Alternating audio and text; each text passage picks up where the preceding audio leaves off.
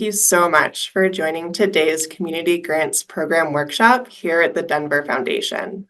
The Community Grants Program is just one facet of our work to support organizations meeting some of Metro Denver's greatest needs. I want to thank each of you on this call for the crucial work that you do to make our community stronger.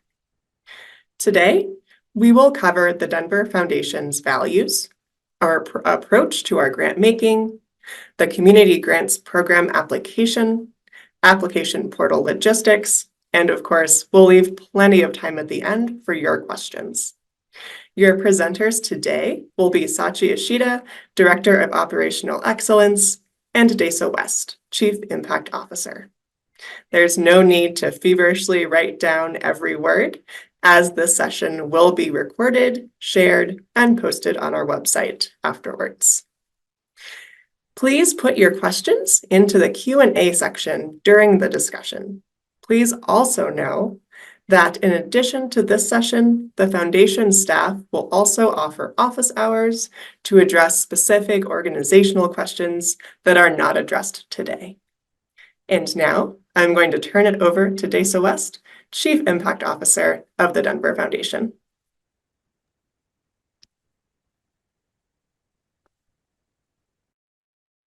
Hello, everyone. Welcome. We're so happy to have you on board with us today and to share a little bit about the Community Grants Program. So let's go ahead and dive in. Next slide, please.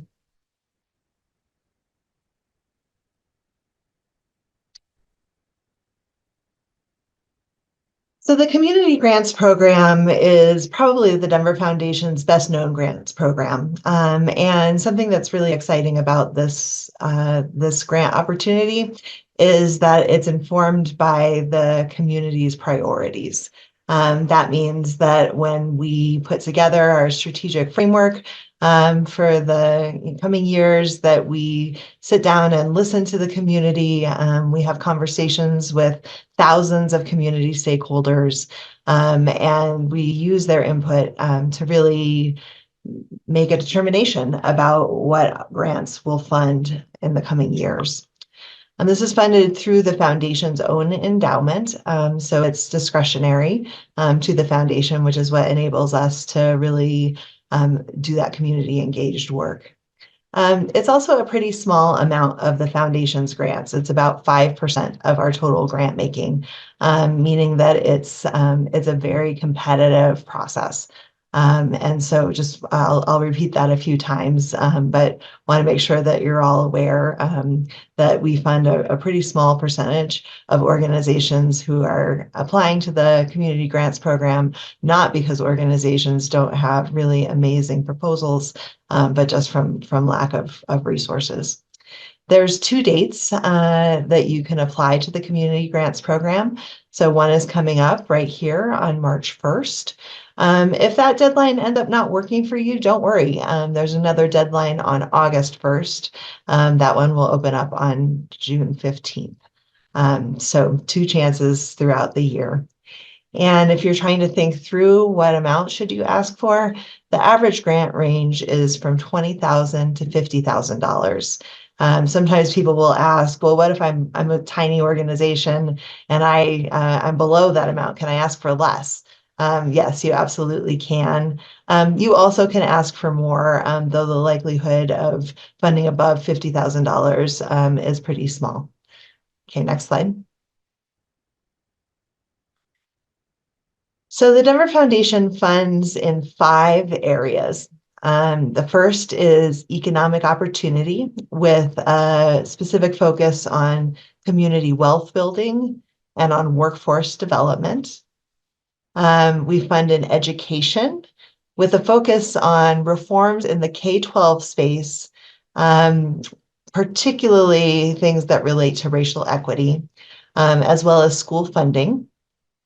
We fund in environment and climate with a focus on air quality, energy efficiency, and renewable energy. We fund in housing and homelessness. We fund in affordable housing, really looking at those in the lowest income band, 0 to 30 area median income. as well as work with people who are unhoused. And finally, we fund in the transportation space, focus both on affordability and accessibility of public transit. Next slide, please.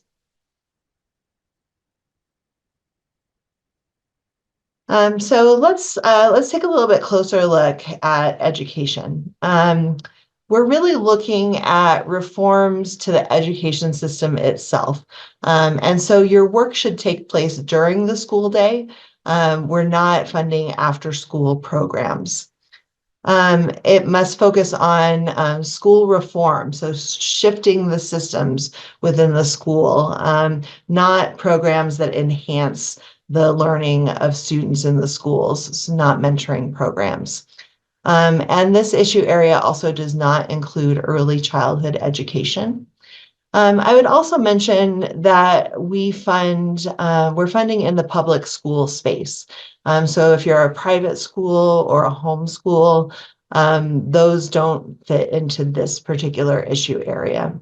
And you can see some examples of some of the grantees that we have funded recently in this issue area. Next slide. So economic opportunity, as I mentioned, community wealth building and workforce development. The community wealth building definition that we use is from the Democracy Collaborative. And when you receive the slides, you'll have a hyperlink to get to that definition. So you can take a look and see, am I doing a co-op? Am I doing an ESOP? Am I doing a small business development? What does that look like? And how does that match with that definition? And then in workforce development, it's really important to note that it's not for your workforce. So we don't fund interns at your organization. We don't fund your staffing for your organization. It's really about a program that allows people to enter the workforce with additional skills. We also don't fund financial literacy, so that's an important one to note. And you'll see there are some more grantees here, just for your information. Next slide. So for housing and homelessness, as I mentioned, housing is really looking at that lowest income band, 0 to 30% area median income. And we really look at very broadly. So, it could be temporary housing, be permanent housing, it could be eviction prevention. So we're really looking at how to get people into homes, into housing. We do lean a little more towards longer term solutions, but are willing to support that shorter term support if there's a compelling case for that. And you can see some organizations that we funded here. Next slide.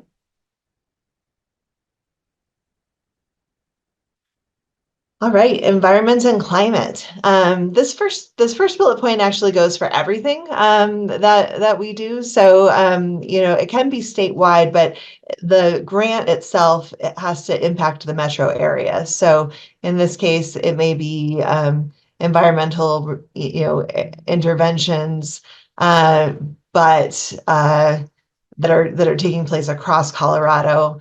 But in the 7-county metro area, there is some particular benefit, and so we would look to fund that.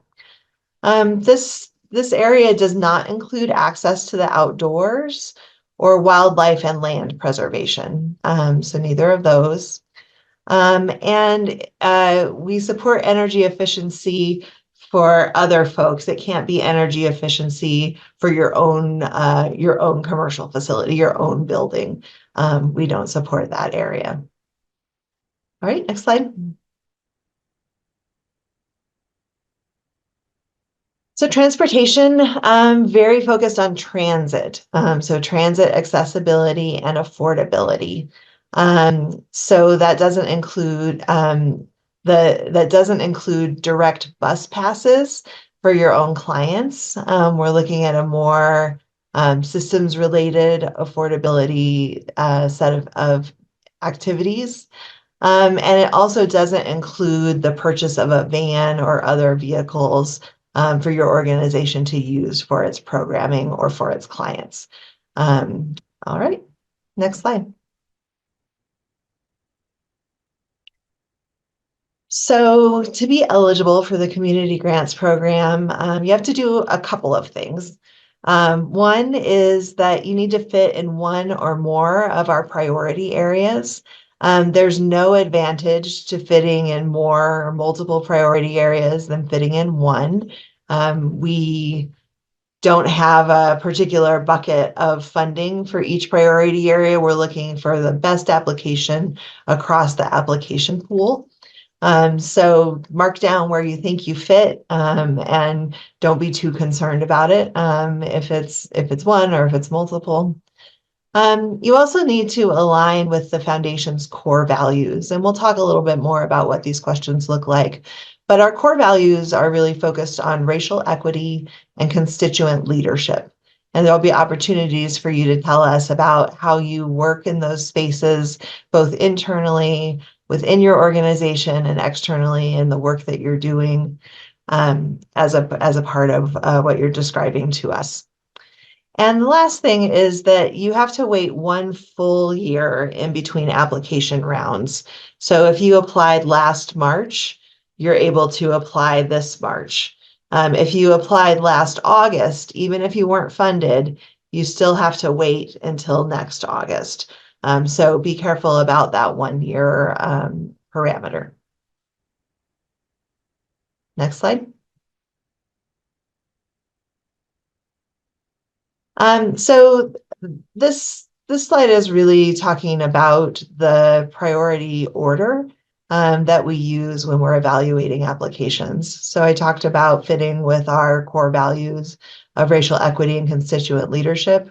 That really is the first thing that we look for in an application. We really want to fund organizations that are deeply aligned with the Denver Foundation's values, and that we share those values in the way that we approach the work and that we approach the community.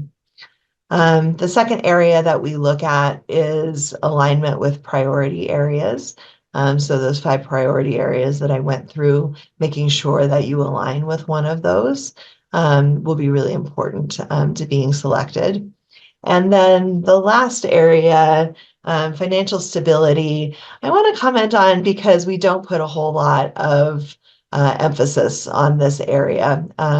We're really looking for whether you have the financial ability as an organization to make it through the year that you are receiving the grant. So are you going to be able to fulfill the terms of the grant that you've told us about?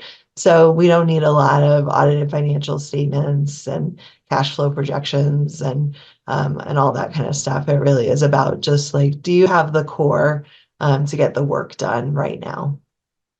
Next slide. This is our geographic region. It's the 7-county metro area.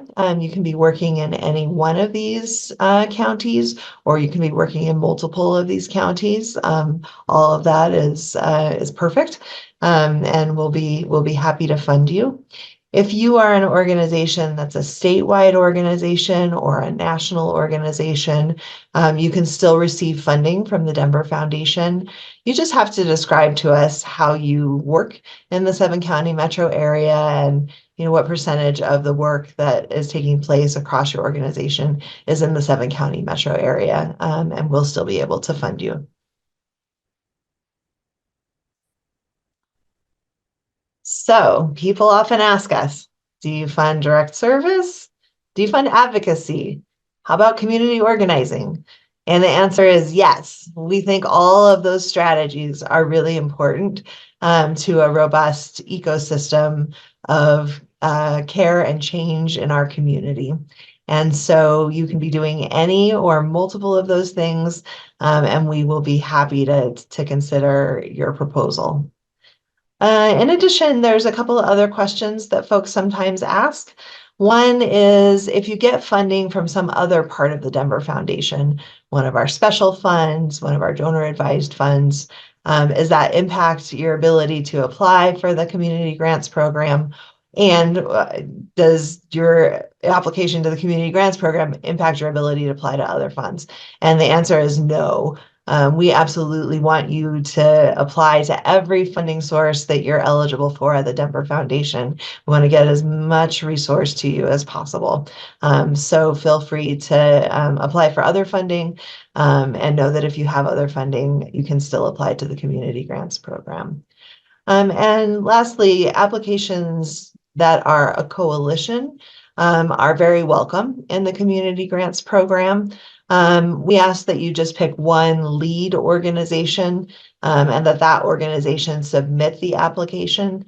And then you'll describe in the context of the application who else you're working with and what the collective work is that you're doing together. So I am going to hop off and turn it over to my colleague Sachi Ashita to take you through the next few slides. Thanks, Stacey. Good morning, everyone. Or I guess good afternoon. I am going to take you through the logistics and nitty-gritty of actually applying through our portal. So first and foremost, we have a funding opportunities page for every competitive grant opportunity we run throughout the year. So if you go to denverfoundation.org and click on grants and scholarships in the top ribbon, and then click on funding opportunities, this will take you to all of our open and closed opportunities. And it will give you basic information about the fund, the eligibility criteria, when the application is open and when it closes, and then a typical grant range. So please feel free to peruse all of our opportunities in addition to the community grants program. Once you click on that box, this is the page where you will see more information about the actual opportunity. So to get to the actual portal where you will be submitting your application, you'll again go to denverfoundation.org, you'll click Grants and Scholarships, and then you'll click the Community Grants Program. Then you'll want to scroll down to a button that says Register and Apply. If you applied last year, you probably have already signed up through our new portal that we launched at the beginning of 2022. And I'll walk you through the steps if you also have not yet signed up. So once you click on Register and Apply, it will take you here to our portal called TDF Grant Manager. If you don't have an account, you'll select Create New Account, and then you'll just fill out 5 categories: information about your organization, user information, the leader of your organization, so your CEO or executive director, and then you'll set a password. One thing to note about accounts in TDF Grant Manager is you can have as many people under an organization create their individual account, and you'll all be linked to the same organization record, meaning you'll all be able to see all of the applications that you all have submitted, the status of them, and you'll also be able to edit them. Final reports are set up a little bit different, but please don't think you only have to create one account for the organization. You can have as many accounts for each employee at the organization as you want. We do ask that you only have one account per person, and there's information for grant writers on our website about how they should sign up properly. So once you're in the portal, this is what you will see. That apply button in the top left is going to show all of our open opportunities, a little summary about the fund, and then you can click the button on the right in blue to actually start applying. It will give you the deadline dates right next to that apply button as well.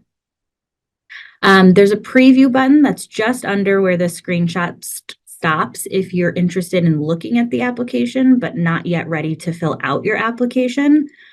But if you're ready to get started, you can always save as you go. So don't feel like you have to click apply and then complete your entire application. It is worth noting that if you are applying to Strengthening Neighborhoods, there's a slightly different portal. So we just like to call that out. All other competitive funds are run through this same portal. And then in the top left, there is a Google Translate integration. So If you click that button and select the language of your choice, this entire page, as well as everything else throughout the portal, will translate to the best of Google Translate's ability. There are 4 main sections to our actual application: organization information, financials, grant details, and TDF core values. So we're going to walk through the high-level questions here today, and then again, you can always log into the portal to see the actual application. Please note you must be a 501c3 or have a fiscal sponsor to receive funding from the Community Grants Program. And again, you can save as you go. So this slide is about organization information and financials. So we'll ask you if you have a DBA, a doing business as name. We'll ask you for a US section code. Again, you must be a 501c3 or using a fiscal sponsor. The mission and the NTE code for your organization. We'll ask just verifying address information if you're using a fiscal sponsor, the number of full-time and part-time staff, and then as Desa mentioned, just those 4 financial questions. So what is your fiscal year, the dollar amount for your operating budget, your financial status, which is a free write question where you can just tell us a little bit about financial status of your organization, and then your annual budget. We'll also ask if we can share your applications with potentially other interested parties or donors. This next section is grant details. So we will ask you for what type of grant you are requesting, general operating or program or project specific. The Community Grants Program has a heavy preference for general operating support as it aligns with our goals and trusting that organizations know how to use dollars best for themselves. We'll ask you for the dollar amount requested, the TDF priority area or areas that you fit in. As Desa mentioned, you can select as many as apply to your organization. We'll ask you what county and geographic area you serve, an overview of your organization, how you fit with the Denver Foundation priorities, and success and proudest moments for your organization. The last section is around the Denver Foundation's core values. So we will ask if your CEO or executive director identifies as BIPOC, and then we'll ask you for the percentage of your staff, board, and client or community that identify as BIPOC as well. Then 2 free write questions about your efforts to engage resident constituents and client and community in your work, as well as what racial equity means to your organization and how it impacts your work. That is the end of the application piece. I just wanted to reiterate the final report component that Desa mentioned. So again, our grant durations are a year long. So if you received a Community Grants Program grant in Cycle 1, 2023, you must submit your final report through the portal by March 1st, 2024, when this cycle closes, in order to be eligible for this cycle, so Cycle 1, 2024. If you have any questions or you're not seeing that final report appear in the portal, please let us know. Reach out to us at grants@denverfoundation.org, and we can always reassign the final report to another person in your organization. And I am going to hand it over to Desa to take us through the rest.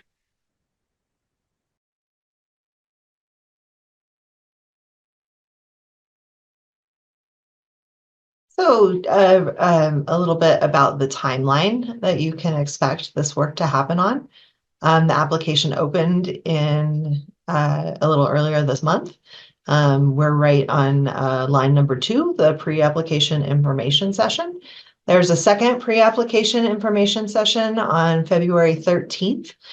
Please don't attend that. That'll be exactly the same thing that we just went over. So not a great use of your time to sit through 2 of the exact same sessions. But tell your friends. We would love to see them at the February session. On March 1st, the application closes at 5 p.m. Please note the time.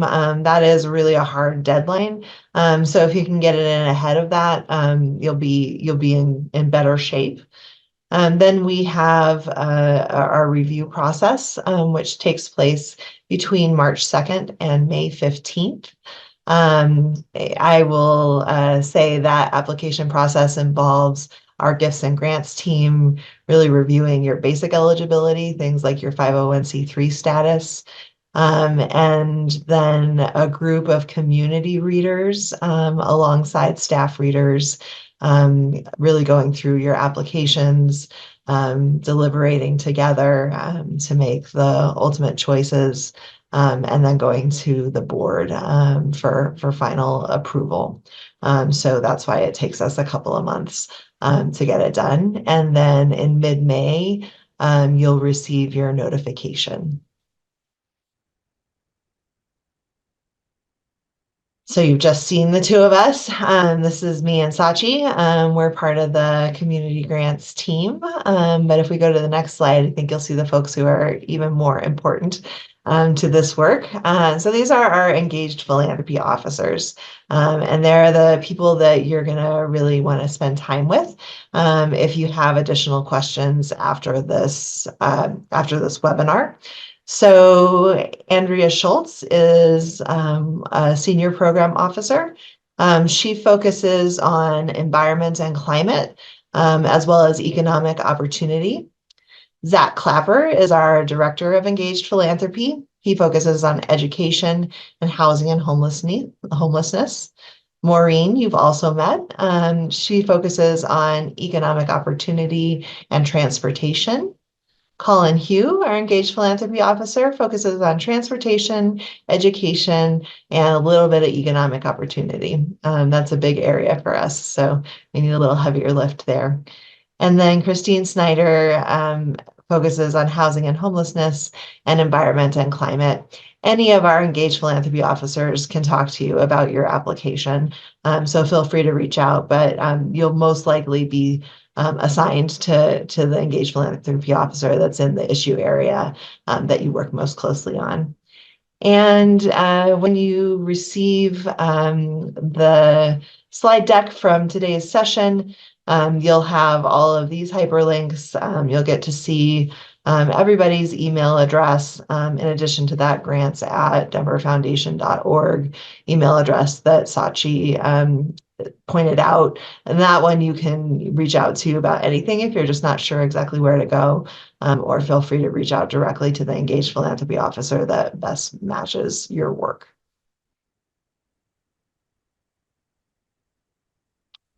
And now I think we're on to questions. Thank you so much, Desa and Sachi, for all of that really helpful information. We have been tracking your questions as you've been submitting them, and we are ready to answer hopefully as many as possible in the remaining time that we have on this webinar. So I am going to go ahead and just jump in. I think we are going to start with some priority area questions around who's eligible in these 5 priority areas that we discussed previously. The first question is related to education. There is a question about if a grant for a home-based childcare co-op might be eligible. That actually might be a more interesting fit for our economic opportunity issue area. We do support creation of cooperatives and working cooperatives under our community wealth building area. So I think that would likely be a better fit for that, given that education is really very focused on public school in school time reform activities. Perfect. I'm going to jump down now to environment. There have been quite a few questions around what might fit a little more broadly within that environment opportunity area. The first question is related to energy efficiency for an affordable housing project. Yes, that would absolutely fit. That would fit too. That would fit housing and environment. So yes, please. Perfect. A couple more questions around environmental fit. Could a permaculture co-op apply under environment? I don't know enough about permaculture to answer that question effectively. If there's a strong air quality component to it, or energy efficiency or renewable energy component, then certainly I would encourage you to apply.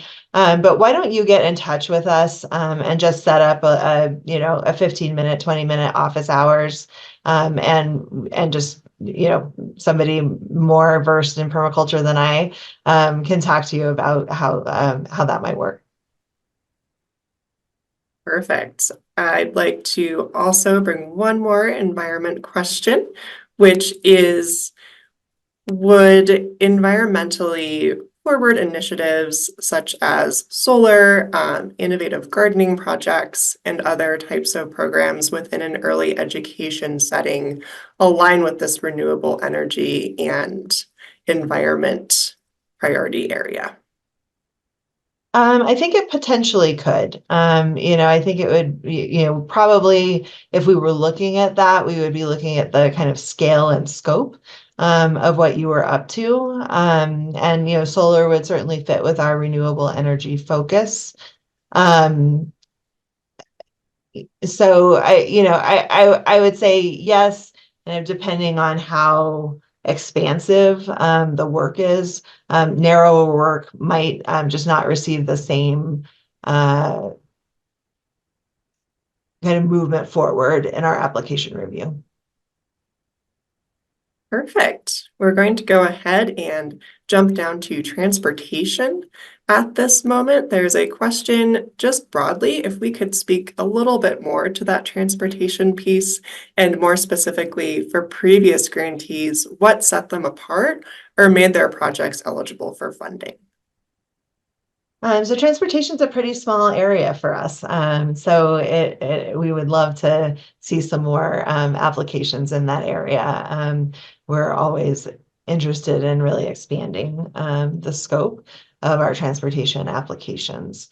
The area is focused on transit affordability and accessibility. So folks who are working on free fares for youth, right, is a great example of affordability. Accessibility has been really all over the place. One example might be work around first and last mile connections, and thinking about sidewalks or mobility in terms of just getting to the stations themselves or the stops themselves. So I think, what we've been looking for in applications of folks who have been successful in this area is a close fit with those particular kind of details around the priority area, as well as a really close fit with the core values questions, which are, kind of the other half, and in some ways the more important half of how we decide on applications.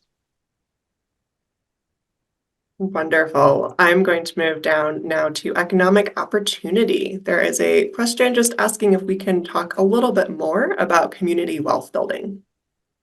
Sure. So that's, as the name implies, it's about really how we build the actual wealth in communities. So it's less about income for people, and it's more about wealth.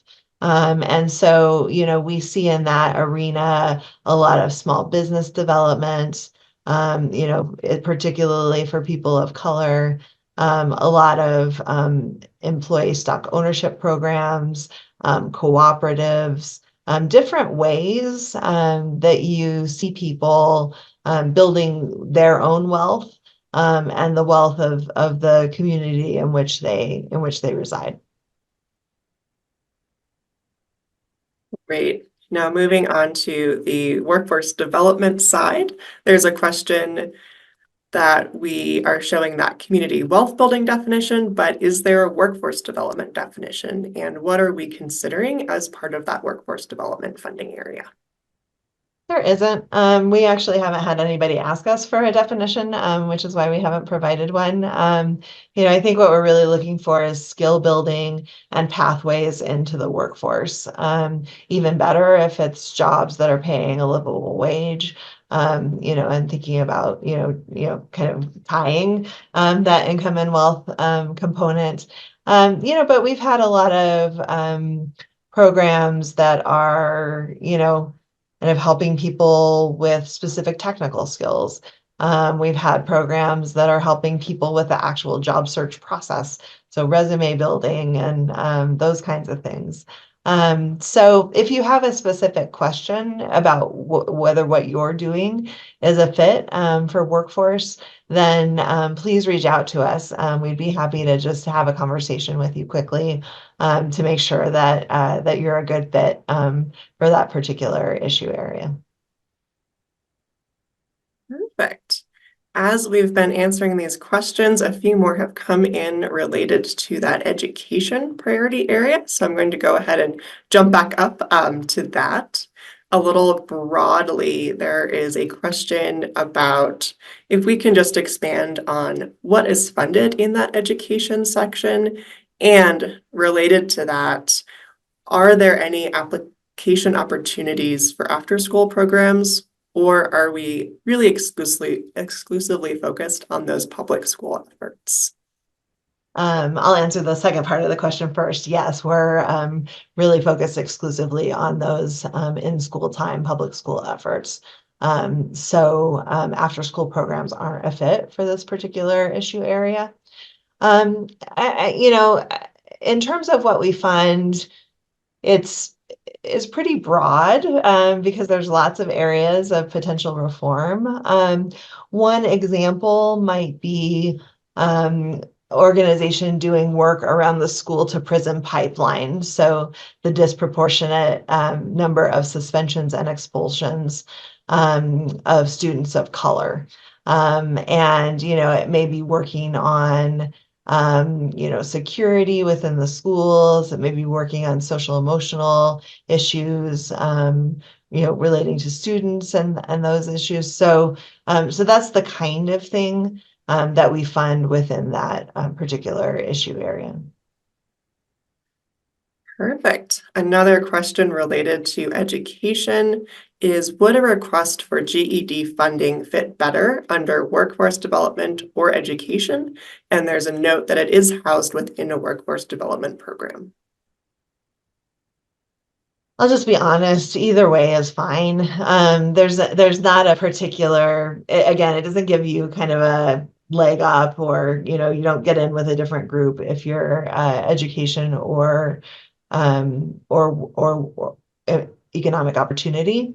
So, I think if it's funded within a workforce, if it's currently being operated outside of a workforce center or something along those lines, then workforce is a perfect place for it to be.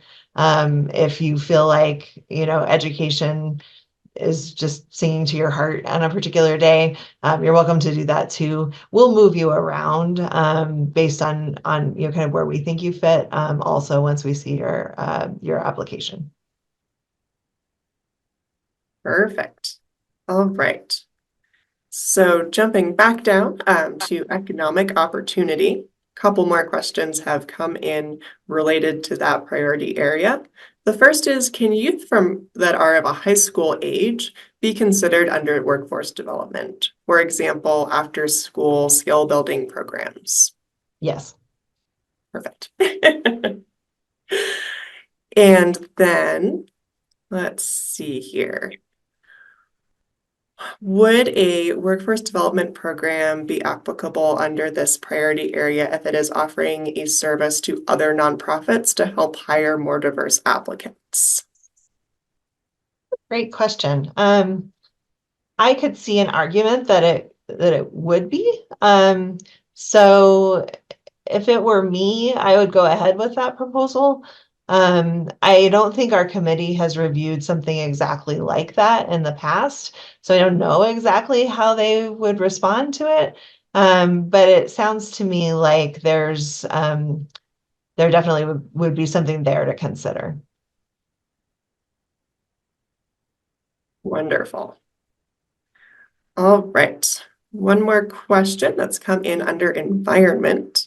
Would an after-school arts program fit under, looks like educational funding, if it offers equitable access to private instruction and youth mentorship? No, we're really looking at reforms that happen in the school. So if you were thinking about arts education in the school and you felt like it wasn't serving a particular group of students, but if it changed in some way that it could, that would be a fit for the education issue area. But after school programming that's offering kind of a supplemental services to students isn't a fit for this issue area. Right. All right, I'm going to jump down to more broad questions around opportunities for funding here at the foundation. The first one is for organizations that focus their efforts on health. Are there additional funding opportunities outside of CGP that they might be eligible for? Hey, Sachi, do you want to come back on? I know there is an opportunity for behavioral health if you're working around youth behavioral health or behavioral health workforce. So that's our Colorado Health Access Fund, and that has some opportunity. You could just get in touch with me if that's a part of health that you're talking about. Do you know of other special funds that are health? Yeah, ComfortCare is the other one that comes to mind, which is health with seniors. So that funding opportunities pages is going to be your best bet to see what all of our different funds are and if your organization fits. Great. All right, I'm going to move down now to eligibility and cycle-related questions. I will note that there are just a few additional questions under that priority area fit that we haven't answered. These are really specific to the organization, and we're going to plan to just reach back out to you and provide additional guidance and support for whether you might be a fit for this for the community grants program. So we have not forgotten you. Do not worry. We will be reaching out to answer your question. All right. The first eligibility and cycle question is, what are the cycle 2 dates this year?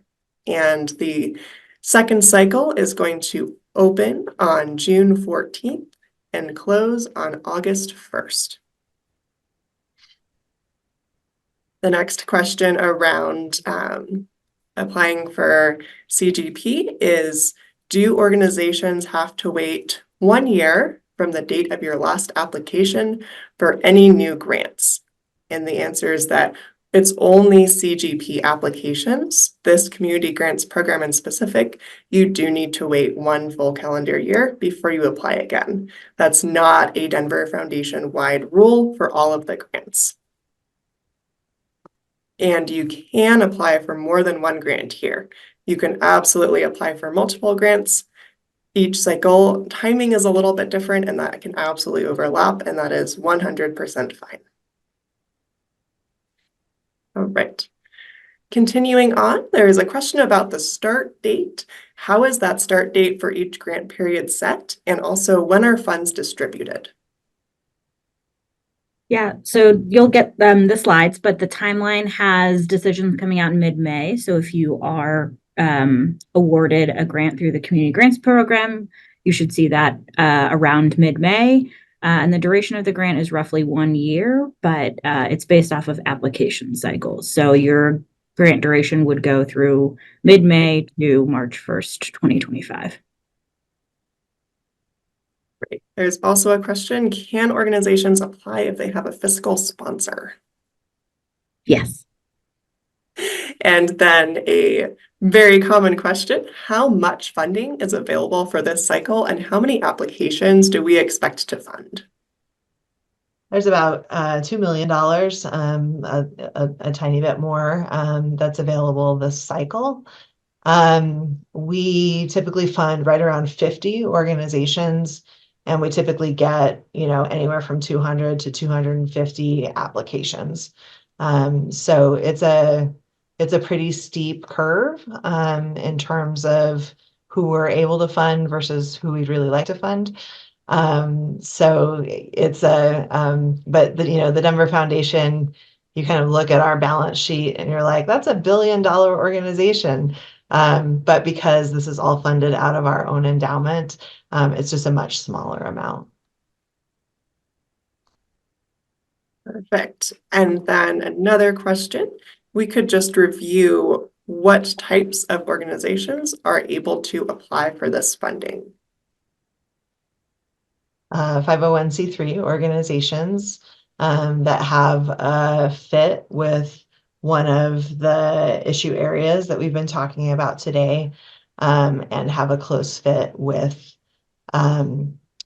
our core values. Those are the kind of parameters around it. As I mentioned earlier, you do direct service, we want to fund you. You do advocacy, we want to fund you. You do community organizing, we want to fund you. So there's not a, kind of place within that. But yeah, just, the most important thing is 501c3 and, fit with those two things, our core values and our issue areas. Wonderful. Now there is a application question. If an organization's work is similar or the same from last year and their grant was successful, is there any reason that they can't use some of the same essay answers from last year this year in their application? I would, if it were me, I would use the handy button that copies over your application, which Sachi can talk about in just a second.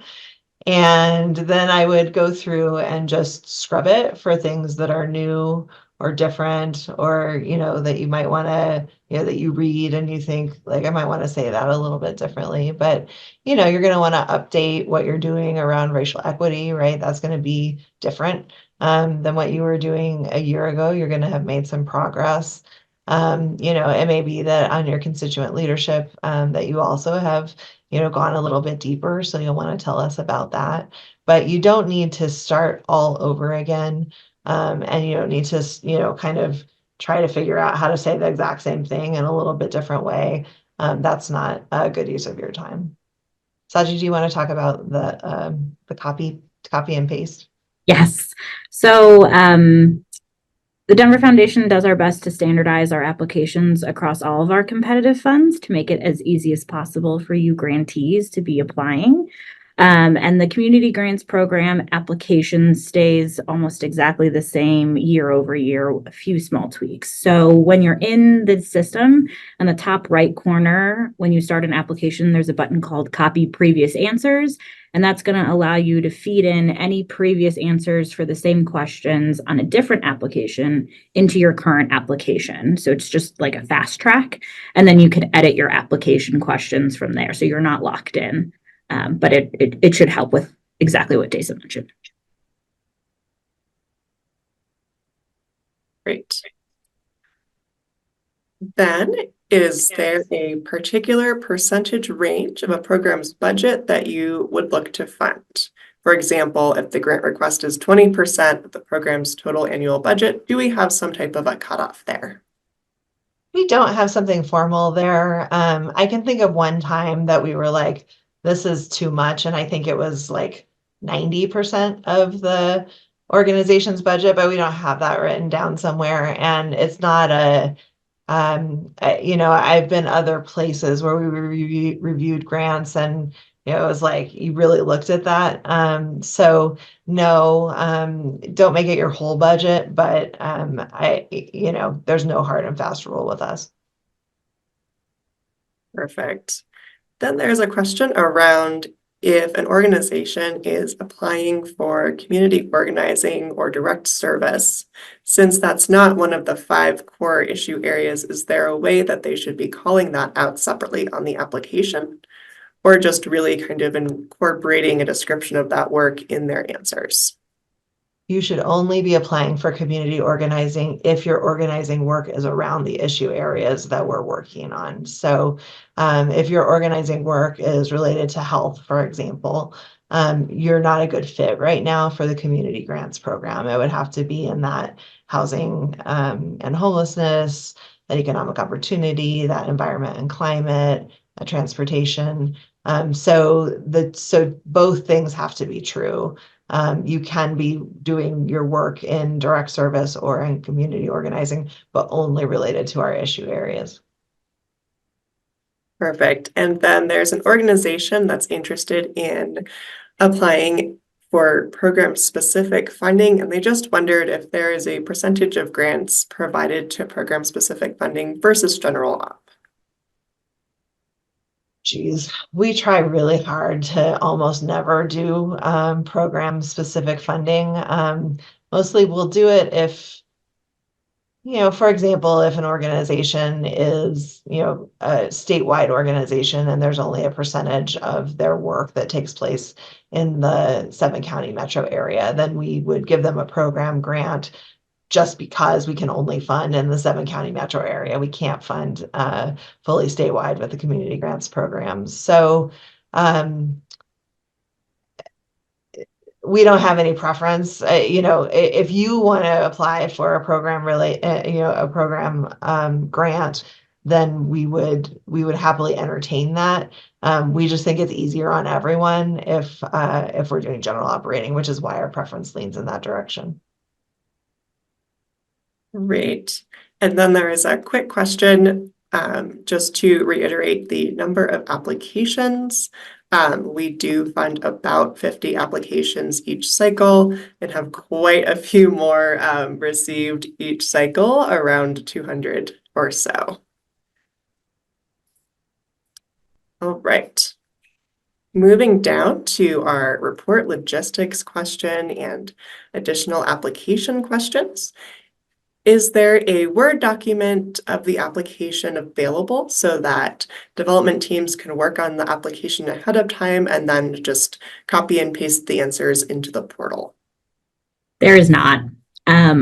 That's why we have that preview button in the portal, and also why you can start your application and just save as you go. There's the ability to export it into a PDF if you really want to look at it that way, but the system is really built to hold your answers so you can work as you go. Great. And in this application, how would it be best to acknowledge staff that are not paid and volunteers? We don't have a specific question around it. We'll ask for part-time staff and full-time staff. If you want to add that in your organization overview, you're welcome to. Desa, would you add? I agree. Okay. There is a more broad question around if an organization was declined last year for a community grant, is there anything that you would recommend changing for when they reapply this year? Or if there's something that's different for each organization, and we'd really recommend reaching out for feedback. I would say, everyone got a call from one of our staff members last year that gave you specific feedback about about why your application didn't move forward. So I would, take a look at that feedback first, and if it was around your internal racial equity answers, kind of take a look at that application and scrub it for this time. But honestly, the easiest thing is just to not guess and just call us, just email us, just ask us if there's any feedback that we can give you, and we'll look back in the system. We'll see if there's any additional insight that we're able to give you. Our goal is that everyone who applies is writing the most successful application possible. And so we really want to hear from you all. We really want you to connect with us if you have questions. And so this is a perfect example of a time to connect with us, unless your feedback when we called you was you're just not a fit with the community grants program. And then that's just, something to consider as well. Great. Well, thank you so much, Desa and Sachi, for answering these questions.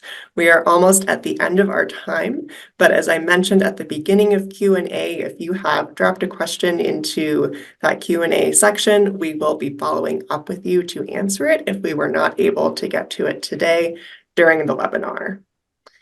Thank you so much to everybody who joined us today. Thank you all for submitting your questions.